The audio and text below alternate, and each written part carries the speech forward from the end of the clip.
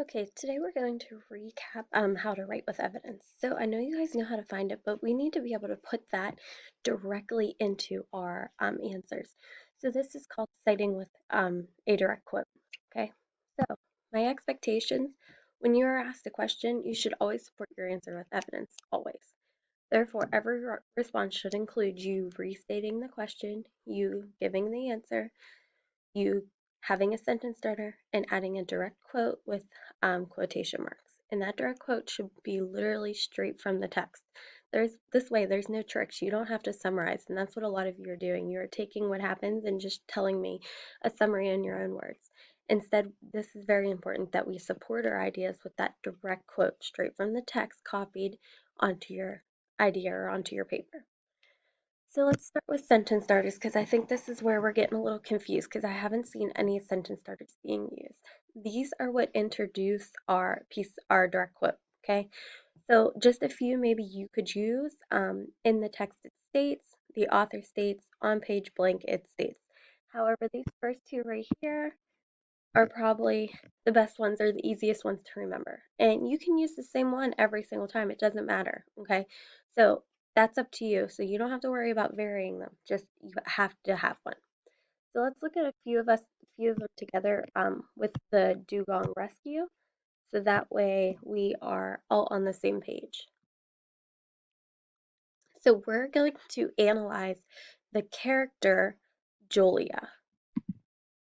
Okay. When you are doing characterization, you only choose one character. Okay. Some of you did all three as a group, and we cannot do that. Okay. So we're going to talk about citing with direct evidence, talking about characterization with Julia. So first, we're looking for a speech. So here's my response down here. Julia's through Julia's words, she is speaking with a lot of excitement. In the text, it states, "It is bigger than our boat." Here we go. Here's our sentence starter right here. In the text it states, here's our direct quote. We know that because it has quotation marks. So the trick is, let's go back into our text and see where it says that. Notice it is copied word from word into my response, okay? However, you do need to put those quotation marks around it so you're not plagiarizing. So speech can be things that your character says, or it can be the way your character is talking. So that is up to you of how you want to analyze that element. However, those are the two different ways to do it. Next, we're going to look at Julia's thoughts. So here's our response. Julia's thought she could save the dugong. According to the text, she dove down after the knife. Okay, so there we have our restate, our answer, our sentence starter according to the text, and then our direct quote. We can find that quote in the passage, so let's go down. Oh, there it is. Then she dove down after the knife. Once again, they are the same, repeated, and there's quotation marks. This should actually make your life a little bit easier for some of you who are writing paragraphs as summaries, because notice I'm only giving 2 to 3 sentences. Could you elaborate more? Yes, please. However, this is the minimum expectation for you right now until we start working on TDAs. So the next one, effects on other. Once again, we're staying with our character Julia. So effects on others is how maybe they influence other people in the story. So Julia affects others by staying hopeful throughout their trip. In the text it states, "Maybe we will see one," said Julia hopefully. Here is our sentence starter. Here is our direct quote. Here is our quotation marks. And then going up here, let's see if we can find our sentence from the passage. Very good. You can even elaborate on that response and say she's hopeful because maybe they'll see one. Then she's also hopeful that she can save the dugong because she risked everything with her last breath to dive down and get that knife to save the dugong. So she's very hopeful. So she affects others on the boat by being hopeful also because they probably wouldn't have felt the same way if she didn't. She didn't mention it. All right, actions. So this is what the character physically does. Uh, Julia's actions lead her to saving the dugong. According to the text, she tapped Uncle Robert on the shoulder and quickly handed him the knife. Here's our sentence starter, our quotation marks, our direct quote. She quickly handed him the knife. And then let's go up to our story. Here it is. Tapped Uncle over the shoulder and quickly handed him a knife. Notice, straight from the text with quotation marks. And that's something she physically did. She physically tapped him and gave him that knife. And last but not least,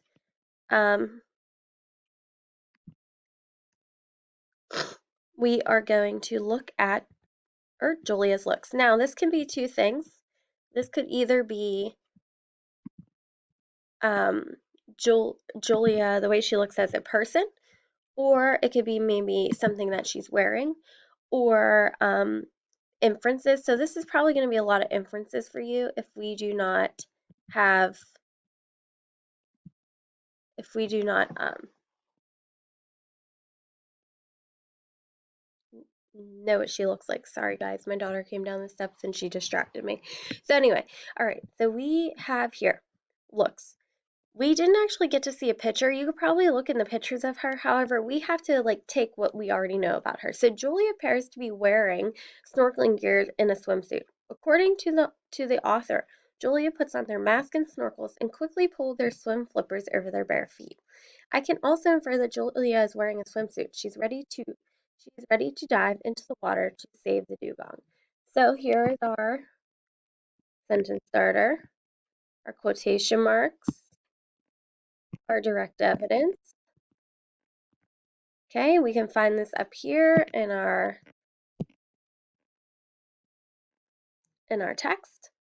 And then down here, I kind of make an inference because this isn't something that, they directly showed us. However, this is something we can infer that she's wearing a swimsuit because, if she was ready to just dive in to get that dugong, it's not like she had to get changed first, okay? And then we do know for a fact that she's wearing snorkels. So this is something that she looks like. If you don't know what she physically looks like, just think about other options of things that make you look. All right, so once you analyze your character, you have to develop a character trait. And once again, you need to support it with evidence. So here's our character trait. After analyzing Julia, I discovered Julia is brave. According to the Dugong rescue, Julia had just enough breath left to grab the handle and rise to the surface. This shows that Julia almost ran out of breath trying to save the dugong, which is extremely dangerous. Okay, here we go. We have our restate, our answer, our character trait. We have our sentence starter. According to, instead of saying text, I said the title. Here is our evidence, our quote. And then after that, I have our explanation. So this you need to actually expand on and explain how that character trait meets Julia's characteristic. Notice your direct quote is down in our text and it is directly copied from the text, okay? So I want you to do a little bit of practicing with this, but know that from now on, I want you to support all your ideas with a piece of evidence. And a lot of time this is beneficial because that means if you can support it with evidence, it's more than likely going to be right. All right, guys, good job and keep practicing.